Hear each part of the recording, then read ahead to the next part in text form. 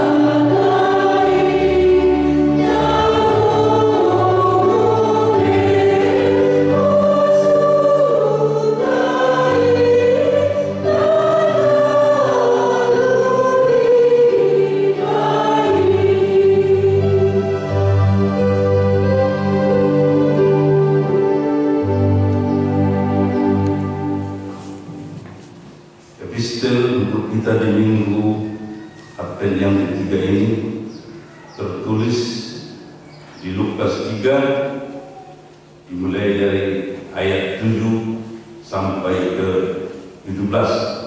Kita baca secara bergantian. Lukas 3 ayat 7 sampai 17. Lalu ia berkata kepada orang banyak yang datang kepadanya untuk dibaptis. Katanya, "Hai kamu keturunan ular beludak, siapakah yang mengatakan kepada kamu supaya melarikan diri dari murka yang akan datang?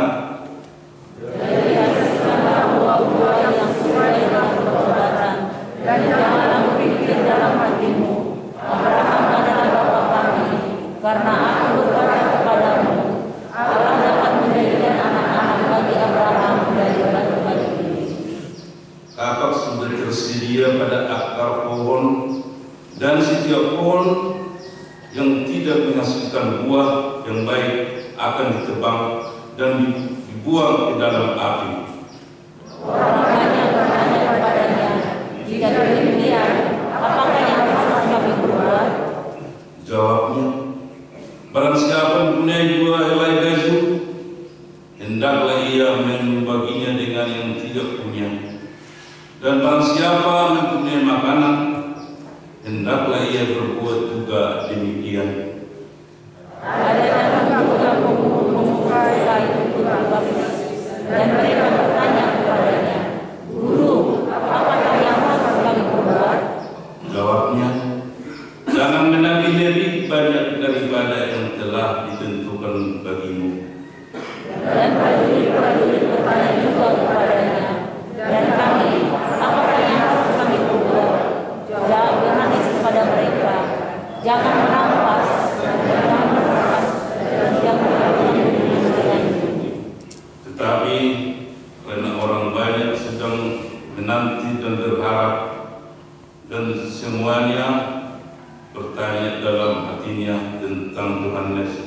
kalau ia adalah Mesias.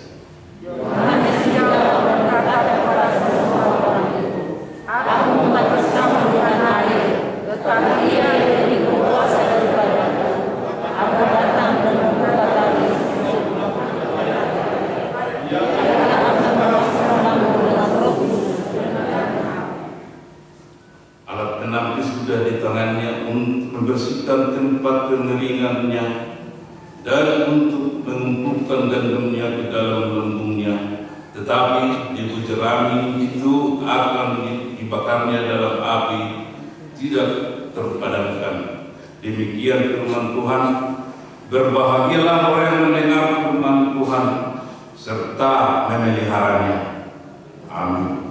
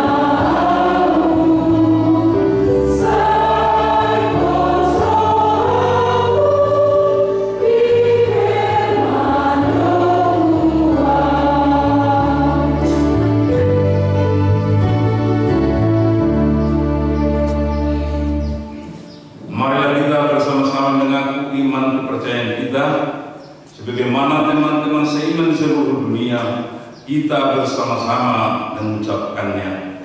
Aku percaya kepada Allah, Bapa yang Maha Kuasa, Khalik langit dan bumi.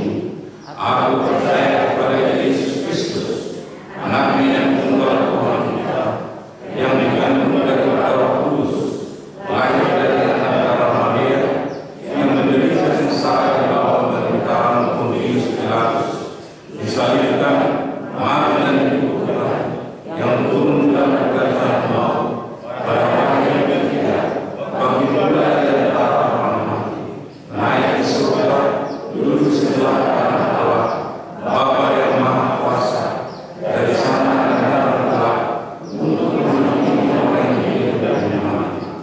Aku percaya kepada Roh Kudus dan adanya sampai Beda yang kudus, persekutuan Roh Kudus, pengampunan dosa, kebangkitan dari dan hidup yang kekal. Amin.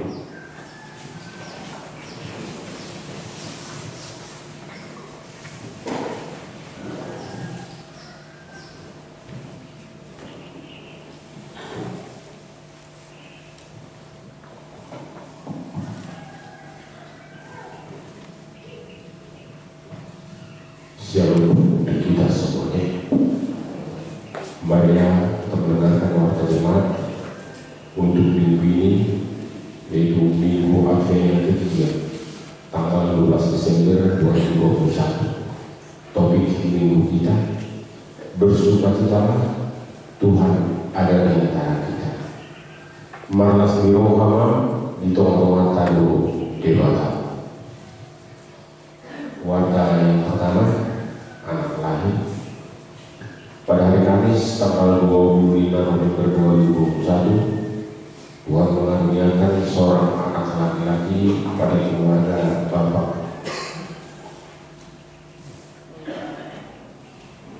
Franciscus Pardanian Purba, Ibu Gita Dewi Butaruntak dari Jalan Kota Permai Blok C nomor 4 W13, kiranya Tuhan memberkati. Yang kedua, pada hari Sabtu tanggal 4 Desember 2021, Tuhan mengaruniakan seorang anak perempuan pada keluarga Bapak Tabor Tungker Palayan Utara, Ibu Oktaviana SRN Purba dari Jalan Kebun Raya 3 nomor 1 5. Kiranya Tuhan memberkati. Anggota jemaat yang baru pada mulai hari Minggu ini telah menjadi anggota jemaat baru dan berdiri rumah Semangka ini itu keluarga Bapak Yohanes Rizky Pardini, Ibu Era Natalia Mustikasari Boru Simanjuntak, dan 2 orang anak, 1 orang laki-laki, 1 orang perempuan, pindah dari HKBP Lubuk Baja Resort Batam, saat ini bertempat tinggal di Jalan Jati 7 nomor 13 W5. Yang kedua, keluarga Bapak Johnson Brown Nabi Ibu Priska D. Borusiburian, daftar ulang, saat ini bertempat tinggal di Jalan Jati 2 nomor 3 W11. Anggota jemaat pindah terhitung mulai minggu ini telah pindah jemaat dari HKBP Semalingkar, yaitu yang pertama keluarga Bapak Sahat M. Lumaturuan, Ibu Benita Borusinaga beserta 4 orang anak, 2 orang laki-laki dan 2 orang perempuan dari Jalan Pinang Raya 4 nomor 28 W18 pindah ke GKPA Pangkalan Berani Resort Pangkalan Berani. Yang kedua, keluarga Bapak Joshua Menalu, Ibu Valeri Sinensis Dongoran dari Jalan Pangkalan Raya nomor 14 W12 pindah ke HKBP Sentosa Resort Martoba.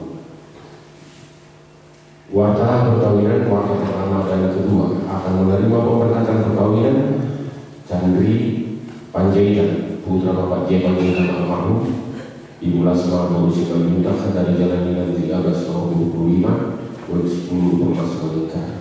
Anggota jemaat HKBP Rumah Semangka Resort Semangka dengan Nur Jainat Borusiburian. Anggota jemaat HKBP Rumah Semangka Resort Semangka, putri dari Bapak A. Situmorang, Ibu Ergo Naruta dari Duta Sadar Jawa Baru, Kecamatan Utamari, Utamari Raja. Pemberkatan akan dilaksanakan pada hari Sabtu, tanggal 18 Desember 2021 di HKBP Semangka Resort Semangka. Kiranya Tuhan memberkati. Natal W10 pada hari Jumat tanggal 17 Desember 2021, jemaat W10 akan melaksanakan ibadah Natal di Gereja HKBP Rumah Semangka masuk pukul 18 WIB. Pindah tugas pendeta.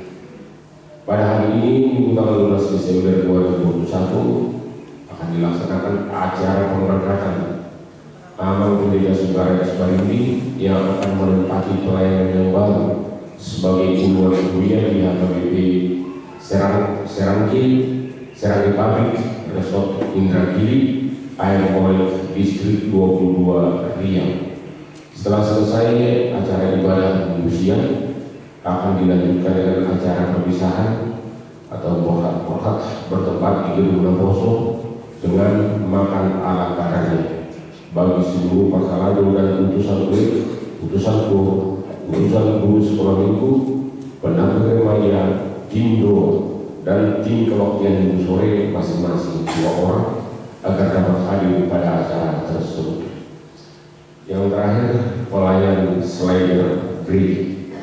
Sehubungan dengan pemakaian slide pada setiap acara kebaktian telah kita mulai. Untuk itu majelis mengundang 2 orang pemuda dari setiap week untuk menjadi petugas slide gereja bagi yang bersedia agar dapat mendaftarkan dirinya melalui Sintua atau langsung kepada seksi musik yaitu Amang Sintua D Sidaret dan Amang Sintua B Silitonga. Demikian warta jemaat. Warta selanjutnya tentang keuangan, makanya gedung dan yang lain-lain dapat kita baca dalam buletin yang telah kita pegang masing-masing. Kita berdoa. Kembali kami bersyukur kehadirat Mulia Bapa melalui anakmu Tuhan Yesus Kristus Tuhan kami, yang senantiasa menyertai kami, menyertai setiap langkah kami dalam kehidupan kami sehari-hari. Bahkan di pagi hari ini ya Tuhan, kami tetap merasakan kasih-Mu, bimbingan-Mu, sehingga kami kembali dengan pikiran yang baru, tubuh yang sehat, berkumpul di rumah-Mu yang kudus, bersekutu sesama kami anggota jemaat, terutama bersekutu dengan Engkau ya Tuhan, baik melalui lagu pujian yang telah dan yang akan kami nyanyikan, melalui doa-doa kami pribadi lepas pribadi, dan bahkan sebentar lagi kami akan bersekutu dengan melalui firman-Mu yang akan berkumandang di tengah-tengah kebaktian kami di pagi hari ini. Bapa yang baik, yang bertahan dan yang berjanji, begitu banyak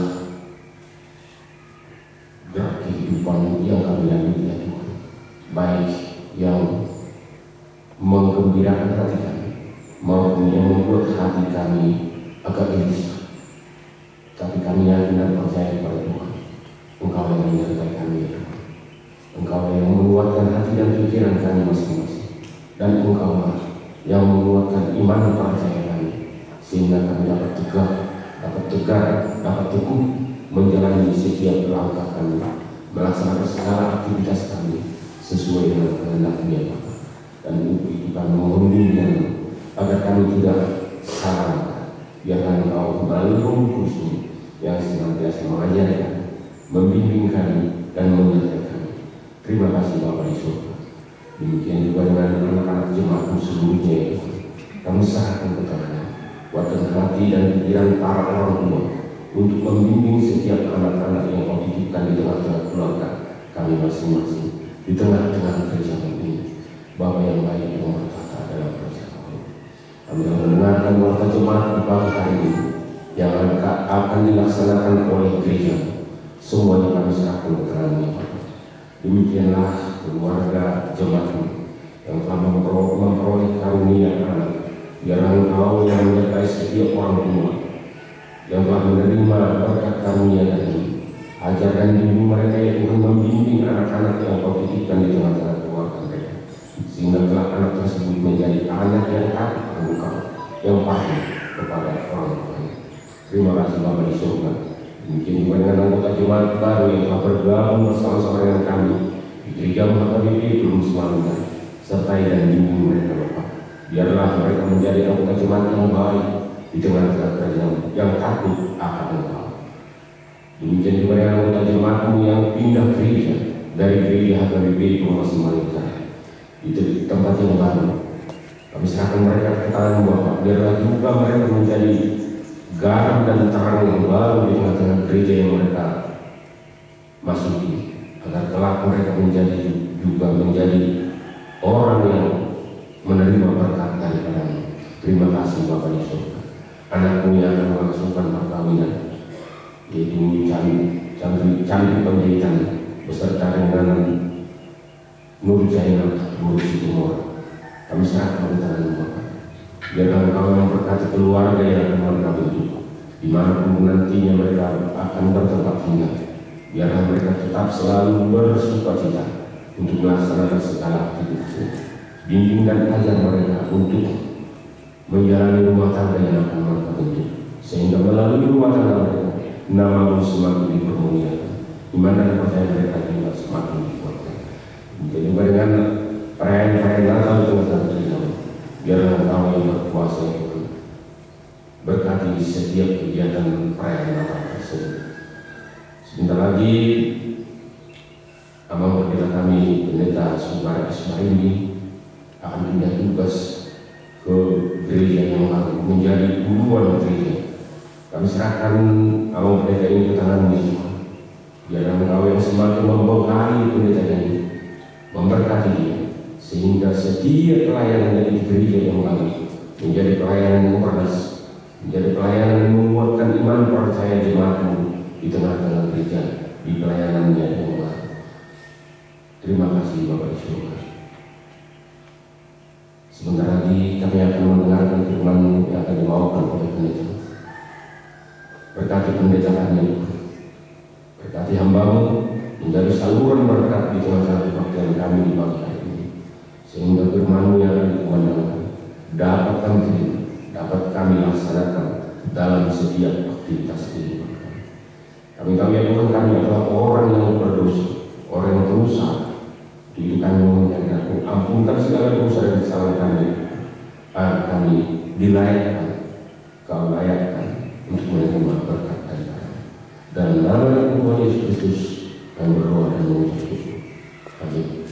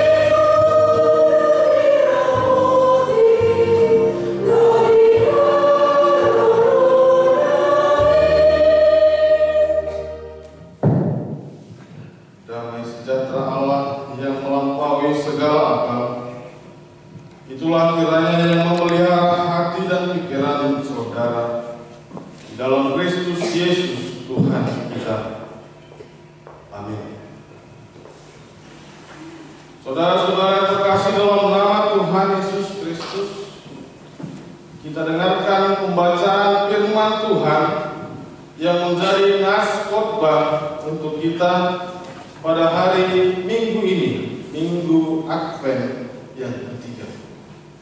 Selain diambil dari kitab Sefanya pasal 3, dimulai dari ayatnya 14 sampai dengan ayatnya yang ke-20. Berikut firman Tuhan. Bersorak-soraklah hai putri Sion, bertempik soraklah hai Israel, bersukacitalah dan beria-rialah dengan segenap hati hai putri Yerusalem. Tuhan telah menyingkirkan hukum yang jatuh atasmu, telah menebas binasa musuh hai Israel. Raja Israel yakni Tuhan ada di antaramu. Engkau tidak akan takut kepada malapetaka lagi. Pada hari itu akan dikatakan kepada Yerusalem, janganlah takut, hai Sion, janganlah tanganmu menjadi lemah lesu. Tuhan Allahmu ada di antaramu sebagai pahlawan yang memberi kemenangan.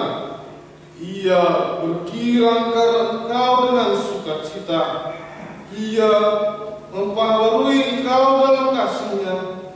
Ia bersorak-sorak karena engkau dengan sorak-sorai, seperti pada hari pertemuan raya.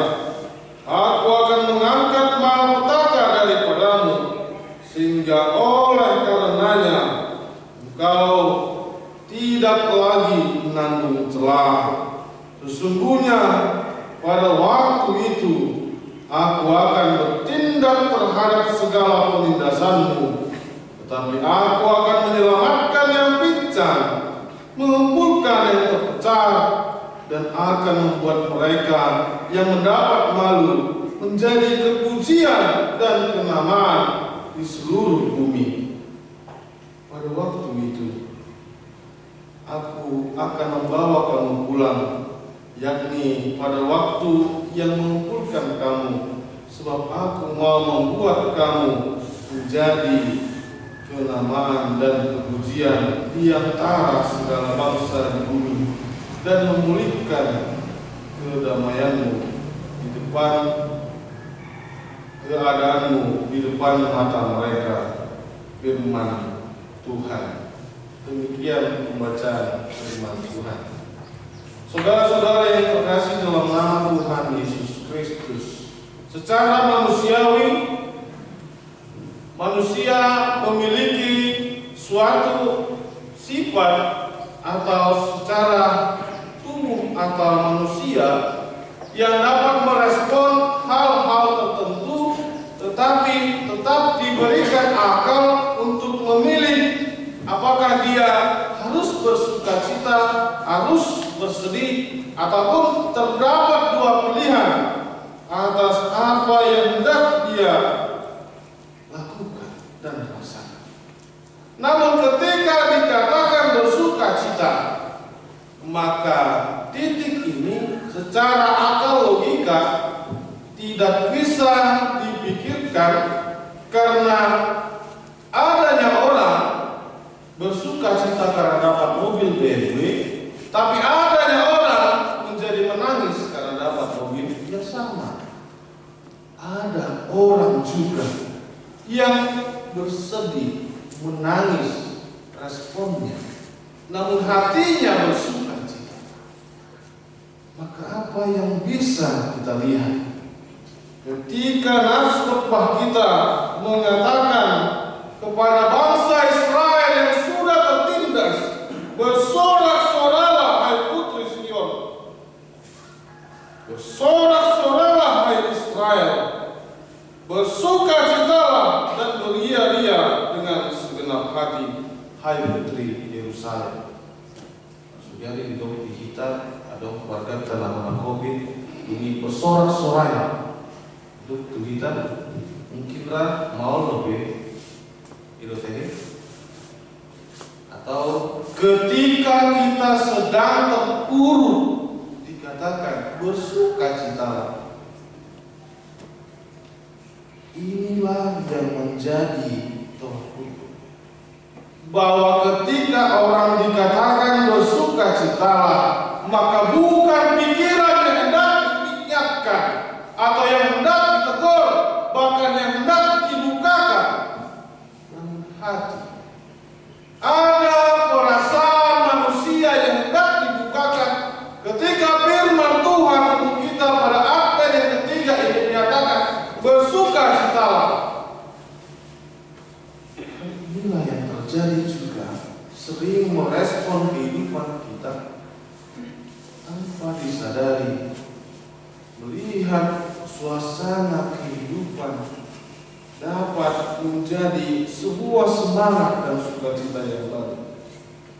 Hal ini dilakukan dan disuarakan oleh Nabi Zefania ketika bangsa yang telah besar menjadi hancur bahkan terpecah dua, lalu dia dibangkitkan oleh Raja Rosia, namun tetap dalam pembuangan, tetap dalam penindasan. Layaknya kita sudah melakukan salah, dimaafkan, demi tokong lobe terlambat, bisa apa nih? Atau kita sudah berusaha maksimal melakukan hal yang baik, namun tetap dalam perikop yang salah. Hal ini juga akan menegur orang-orang itu, bahkan bangsa Israel yang sudah hampir terpuruk, karena memang mereka tak ada lagi pengampunan dari bangsa-bangsa lain. Kalau dalam kehidupan kita akan sering mengalami suatu tingkat depresi yang merasa bahwa tak mampu bertahan dalam suasana sulit, apalagi sebagai mahasiswa yang selalu berjuang untuk merebut tanda tangan dosen, atau sebagai dosen yang berusaha merebut pengetahuan manusia atau mahasiswa menjadi lebih cerdas. Hal ini bertolak belakang, namun serupa. Inilah siklus dalam kehidupan yang sering kita katakan sebagai roda, bahwa kadang kita di bawah, tapi kadang kita di atas, namun tak pernah di tengah-tengah. Ketika itulah maka kata bersukacita akan menghampiri kita, karena ruang tengah yang selalu kosong dalam kehidupan kita diisi dan diteguhkan oleh Allah. Maka Zefania mengingatkan, pada hari itu akan dikatakan kepada Yerusalem, jangan takut, hai Sion, janganlah tanganmu menjadi lemah lesu. Tuhan Allahmu ada di antaramu sebagai pahlawan yang memberi kemenangan. Hidup di Ulangan pasal 14 ayat 14. Tuhan akan berperang asalkan kamu diam. Begitu habis ini. Ternyata ada pula yang mengatakan Tuhan akan berperang membelamu asalkan engkau diam. Apakah perang tanpa ada perjuangan? Apa yang mau dikatakan firman Tuhan untuk hal itu? Saudara yang terkasih, di suatu kehidupan kita tetap emosional yang selalu membuat kita merasa ada. Itulah yang terkadang tak mampu kita mempengaruhinya atau mengkoordinasikannya atau merespon hal itu dalam kehidupan kita. Maka ketika dikatakan Tuhan akan berperang bersama dengan engkau asalkan engkau diam, menyatakan bahwa agar ada waktu untuk tetap tenang dan diam di dalam Tuhan.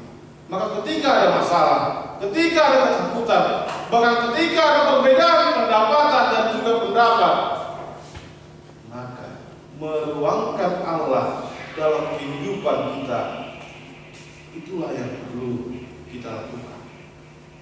Biarkan Dia yang bekerja. Maka Paulus mengatakan dalam Roma 12 ayat 2, janganlah kamu sama akan dunia ini, agar kamu dapat membedakan mana kehendak Allah.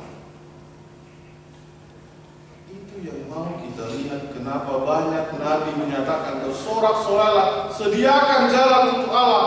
Dan Yohanes menyatakan sebagai penyambutan akan Yesus Kristus, Tuhan atas segala bangsa, pembebas bagi dunia. Bahkan Tuhan harus ditempatkan selalu dalam kehidupan kita. Namun terkadang ya seperti kawan, kadang untuk hal kecil saja masa itu harus pimpinan kita. Untuk hal-hal yang terkecil saja untuk Tuhan.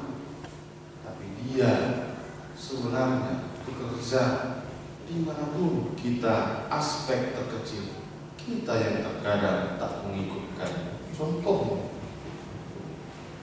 kalau marah, ada pepatah mengatakan, kadang kalau saya marah, kuping tidak pernah saya lihat. Seperti itu kan? Kalau dia marah, sudah dipinggol napedang kue tidak ibarat, gak terlihat lagi.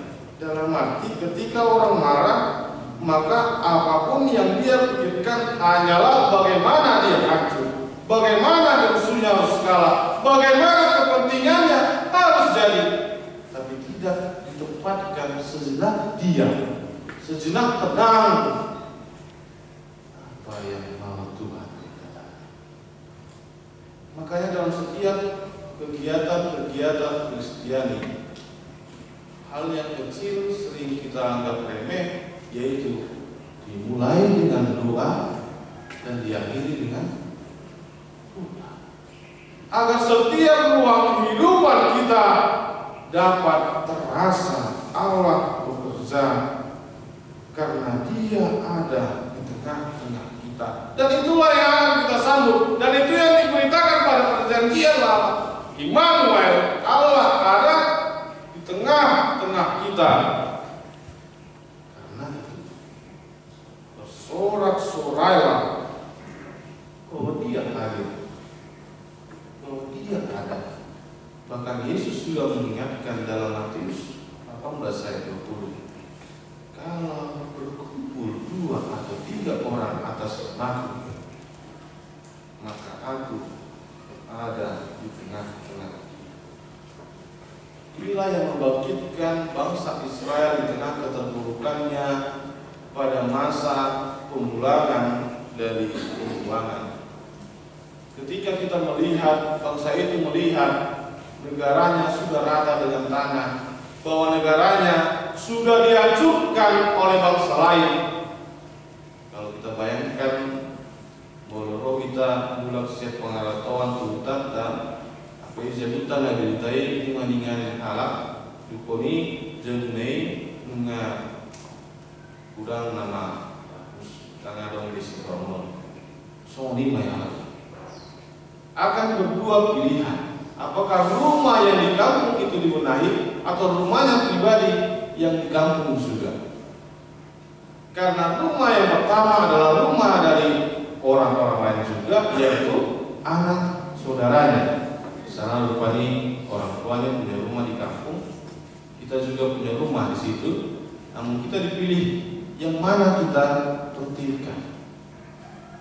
Maka hal itu akan lebih banyak kepada rumah orang tua. Ini kan?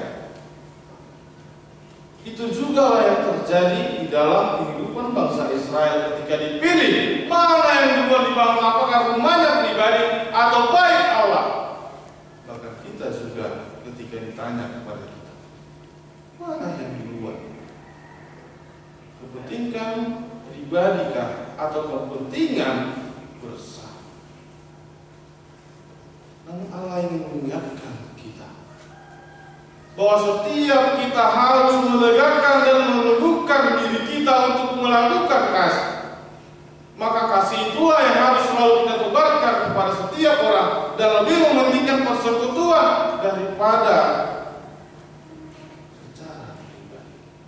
Maka kepentingan orang banyak ternyata juga harus menjadi prioritas orang percaya, khususnya di mana Allah akan ada. Maka dari itu alasan kita ketika Allah hadir di dalam diri Yesus Kristus. Dalam Yohanes 1 ayat 14, firman Tuhan mengatakan, firman itu telah menjadi manusia. Bahwa dia telah menjadi manusia untuk menebus manusia dari dosanya. Maka pemberitaan-pemberitaan dalam perjanjian baru, baik surat-surat apostel, memberitakan bahwa Allah yang sudah menegakkan dirinya, telah merendahkan dirinya, bahkan seperti mengibarkan bendera putih mengatakan menyerah untuk membebaskan manusia. Lalu kenapa manusia yang menegaskan dirinya membebalkan untuk tetap berbuat dosa? Oleh karena itu, pada minggu-minggu ini, minggu-minggu Advent, mengingatkan kita pertama bahwa Tuhan tidak lagi datang dengan suatu harapan, dengan kerendahan, bahwa Dia akan menebus kita yang kedua kali. Kehadirannya yang kedua kali adalah dengan kuasa agar menghakimi yang baik, menghakimi salah, baik hidup, baik. Dan yang kedua, masa Advent adalah mengingatkan kita agar selalu bersedia kapanpun Tuhan akan menjemput kita. Maka lagu UKD 568 itu, saya buta dan butuh aku, sebenarnya mempunyai lirik dan juga intonasi lagu yang sangat mengingatkan kembali kita bahwa kita juga akan meninggalkan dunia. Oleh karena itu, suatu penegasan yang dilakukan oleh Kristus Yesus di dalam Kristen kita hendak melihat bahwa apa yang kita percayai, apa yang kita persiapkan untuk menyambut hari-hari itu, maka orang-orang sekitar kita harus jelas kita hadapi. Bahkan apa yang ada daripada kita, itulah yang hendak kita lihat. Namun, saudara yang terkasih, bagaimana untuk di zaman-zaman ini? Ada dua proses zaman yang kita lihat pada masa-masa sekarang ini, apalagi masa COVID. Yang pertama, banyak orang menganggap dan menyender kepada COVID. Sadar tidaknya, ternyata banyak orang yang menyandarkan dirinya kepada virus ini. Kenapa? Karena orang-orang lebih banyak mengandalkan alasan COVID untuk tidak melakukan, untuk tidak memberi, untuk tidak membuat, bahkan untuk tidak memikirkan orang lain. Karena hal ini bersender semua. Hati-hati. Dan yang kedua, banyak juga orang ternyata dalam hal ini melihat dirinya yang tidak memiliki suatu kontinuitas, bahkan penyelamatan dirinya atas kehidupan. Oleh karena itu, kita harus melihat kembali di mana kita berada. Bahkan jangan-jangan pola kehidupan kita masih saja berhadapan dengan keadaan yang sulit.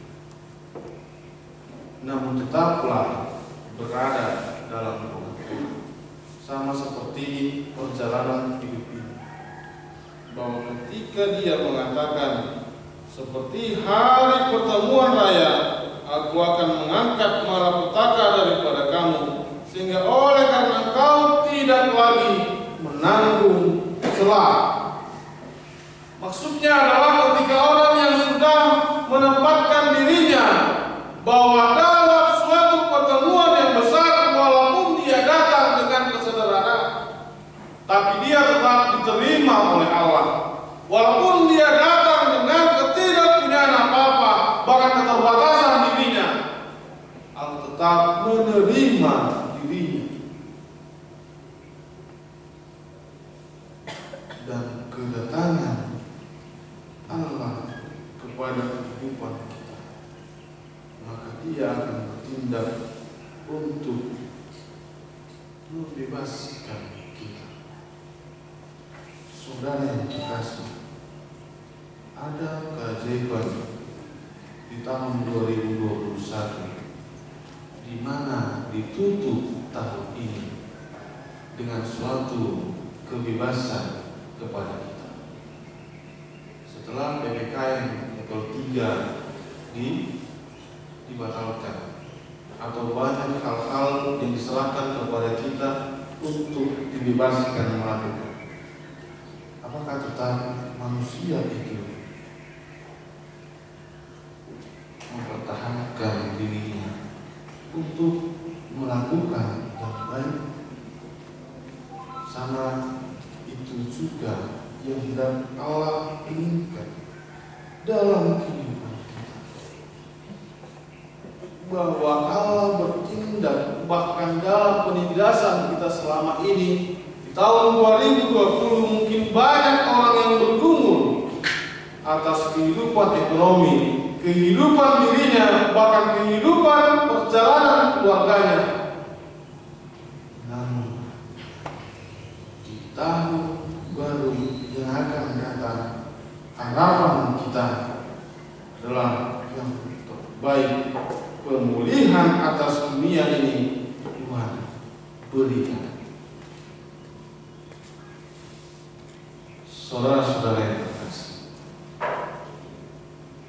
pada hari ini juga merupakan hari yang sangat istimewa, di mana kita bisa melihat banyak keajaiban, bahwa pemulihan itulah yang menjadi fokus kita kepada peringatan kedatangan Yesus di dunia. Oleh karena itu, hendaklah diri kita selalu diwarnai dan diberkati dalam melakukan yang Allah inginkan, apa yang Tuhan inginkan di dalam hidup kita. Ketika kita mau melakukan kasih, lalu apakah Tuhan inginkan kita tidak maju? Apakah mungkin Tuhan titipkan segala bentuk kesalahan, bahkan penindasan kepada kita? Ingatlah, sekali-kali pun Tuhan tidak pernah menginginkan sesuatu yang jahat kepada manusia. Itu tegas, jelas dalam Yakobus 1 ayat 14. Lalu apa yang membuat manusia masuk dalam pencobaan? Dia diseret oleh keinginan. Karena itu, sorak-sorak marlasti rohama, Tuhan ada di antara kita yang selalu menantikan untuk melakukan yang baik dalam kehidupan kita. Ketika Tuhan, namun takutnya orang biasanya kalau Tuhan hadir ada di tengah kita, atau kita melihat Tuhan saja langsung mati. Ada yang takut itu? Namun ingatlah, itu sebagai sukacita besar kepada kita, karena Dia sudah menunjukkan masanya di antara kehidupan kita.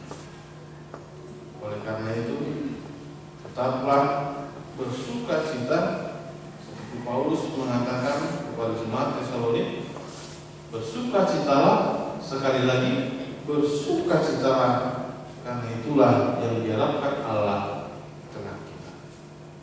Sama seperti hal-hal yang akan terjadi di tahun yang akan datang. Oleh karena itu, tetaplah bersama dengan Allah, tetaplah bersukacita, karena Tuhan ada di antara kita. Amin. Kita berdoa.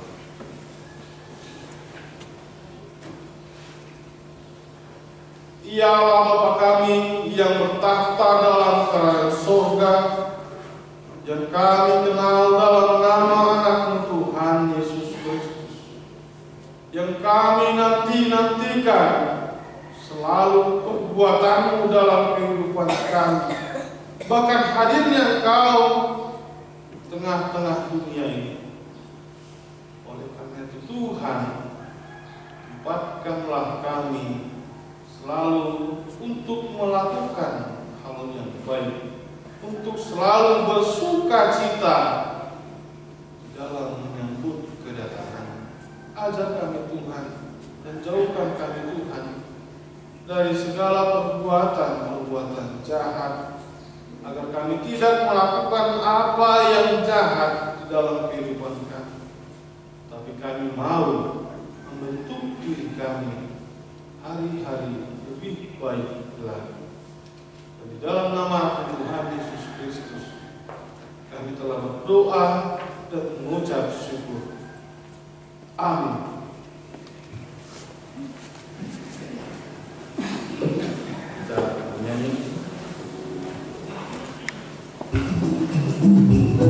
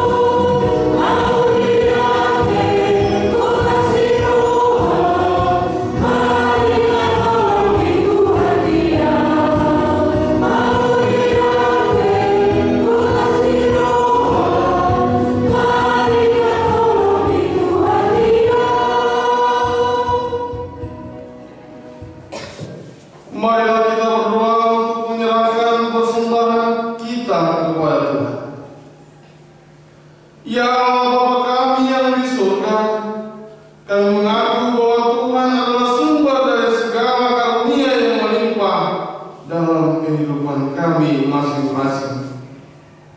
Sebagian daripada karunia itu kami serahkan kembali sebagai persembahan kepada Tuhan. Terimalah dan berkatilah persembahan umat-Mu ini, agar dapat kami pergunakan untuk pekerjaan dan pelayanan kerajaan Tuhan di dunia ini. Bukalah hati kami untuk mengenal betapa banyak berkat dan karunia yang kami peroleh dari Tuhan, supaya kami senantiasa bersyukur kepada-Mu di dalam nama Yesus Kristus Tuhan kami. Amin.